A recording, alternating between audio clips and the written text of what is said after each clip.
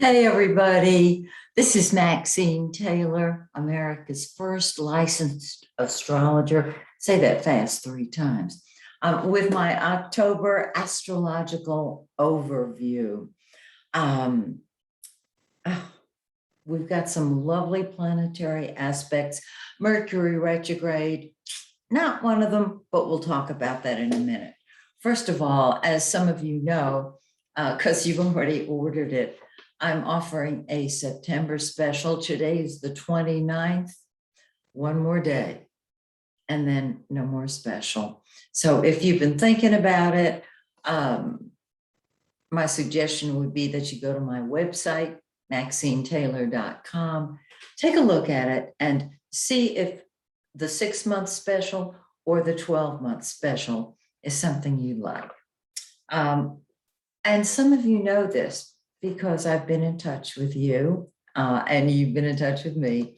I am mentoring people who are really sincere about learning astrology and about learning my Take Back Your Life method. That is not astrological.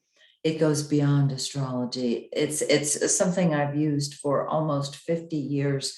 And man, it works. In fact, I wrote a couple of books that illustrate it. My most recent book is Your First Sexual Imprinting. I used the Take Back Your Life method, which I use for everyone, to help women empower themselves and release their first sexual imprinting, particularly if it occurred when they were children. So if you are a woman who has had difficult sexual experiences or just has a memory of something that from the past at a time perhaps when you were too young, didn't have the words to explain it, this book will help you. And for those of you who are interested in astrology, so many of you have told me that you've already gotten my latest astrology book, Hidden Messages in Your Birth Chart. You know, I'm a huge advocate of both women and looking deeply at your childhood programming so that you can release it. Our childhood programming is visible in our birth chart. Astrology is just a miraculous vehicle. It contains information in all areas of life. Okay, let me see here. All right. Okay. I've covered all of the announcements. Now, let's talk about what is going on this month astrologically. I'm going to start with the new moon and the full moon. And my full moon ceremony, let's see, the full moon is October 20th in the Eastern time zone. And every month I say, you know, I'm going to get it out early, but I'm inundated with work. So I thank you, all of you who attend my online full moon ceremony. I thank you for your patience because I do have the ceremony. I just kind of deliver it running as fast as I can to get it to you. All right. The new moon, which is when things start growing, is October 5th in the Eastern time zone.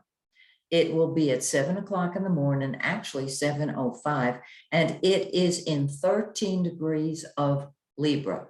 Look at your natal chart and see where 13 degrees of Libra falls, because that is the area of life where the energy starts moving forward. Is it in your second house of money? Oh, I will tell you when I go into your individual forecasts on individual videos. So that's the new moon. The full moon, and that's when things come to a head, is October 20th in the Eastern time zone. just a couple of minutes before 11 o'clock in the morning, 10:57 a.m. And it is in 27 degrees of Aries, literally 27 Aries, 26. So it's the final degrees of Aries. If you have anything in late Aries or very early Taurus, and count those early Taurus planets in this, that is the area of life you want to look at. You might say, well, I don't have any planets within 5 degrees of this full moon. Okay, what house in your birth chart does this full moon fall in? Preposition at the end of a sentence. That is the area of life where things are going to come to a head and go pow. So you want to prepare because you want it to be a great pow. So now let's talk about where the planets are. Oh, it's better with glasses. Okay.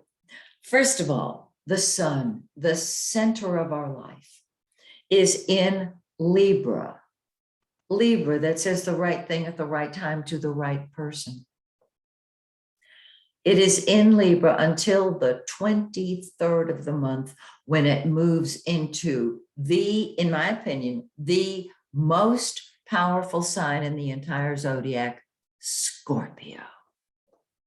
And I learned years ago this wonderful saying about Scorpio: to be afraid and not to care that you are afraid is the courage of which Scorpio is made.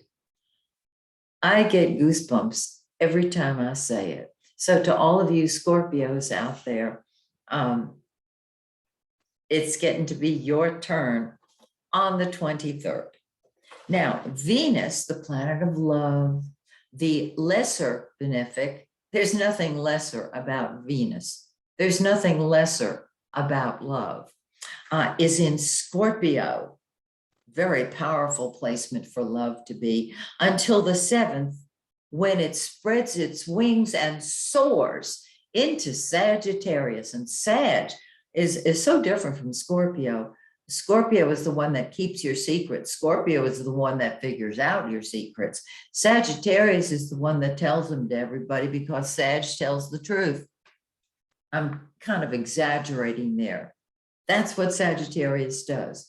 It exaggerates for emphasis, for humor. So after the 7th, Venus is in Sag, and so do spread your wings and soar. Now, Mercury, I don't have to tell you that it's retro. I know you know it. It was in the shadow. Let's see, it entered the shadow of the retrograde on the 7th of September. But many people told me that they felt it even in August. I did too. It was very, well, our world has been strange, stranger and stranger. I know you've noticed. I don't have to tell you that, and you don't need an astrologer to tell you that. You feel it. Mercury is retrograde, and it will go stationary direct, meaning it will quit moving backwards on the 18th. Now, on the 19th, it enters the shadow of the retrograde, okay? I feel like you can start new projects when Mercury goes direct on the 19th. And so, yes, it still feels like Mercury is retrograde, but it's not. And so you can begin those new projects. And then Mars. Mars is the planet of war. It's passion, it's anger, it's impatience. Think Aries, think Scorpio, because Mars co-rules Scorpio and rules Aries, sure enough. Wherever Mars is what you fight with and fight for. It is in Libra, love and balance and harmony, Libra, yeah. So It's throwing its energies into partnerships, into the one-on-one relationship until, believe it or not, the 30th of the month, when it moves into Scorpio, the sign it co-rules. And that will be when that will be a time for you, if you choose to be the psychic detective that you always knew you were. Dig beneath the surface. I'll talk more about this in November, because Mars in Scorpio, it throws itself into all matters Scorpio: sex, war, passion, energy, but it's undercover, very deep, very powerful. And this would be a good time to just watch and see what's going on. Keep it to yourself. Scorpio knows you keep it to yourself. Scorpio knows there are sins of omission and commission. Better not to say anything. You know what I'm saying? Okay. So that is my astrological overview for the month of October 2021. For your own personal reading by sign, that will follow, because I'm spending the rest of the day recording all 12 signs forecasts. And if you would like your own personal reading, of course, just go to my website, MaxineTaylor.com. So, till next month, when hopefully Mercury calms down, this is Maxine Taylor saying, may the stars shine brightly on you and yours. Bye for now, my dear friends.